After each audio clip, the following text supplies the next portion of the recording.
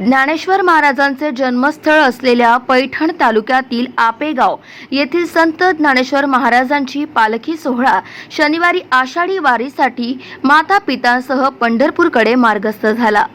या पालखीचा पहिला रिंगण सोहळा मंगळवारी दुपारी 12 वाजता चकला बोरगाव तालुका शिरूर जिल्हा बीड येथे उत्साहात पार पडला।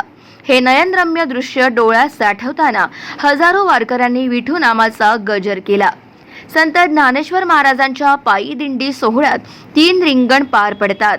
त्यापैकी पालखीतील पहिले रिंगण मंगळवारी चकलक बोरगाव या गावात पार पडले। वारकरी संप्रदायात शेकडो वर्षापासून पालखीला रिंगण सोहळ्याची परंपरा आहे।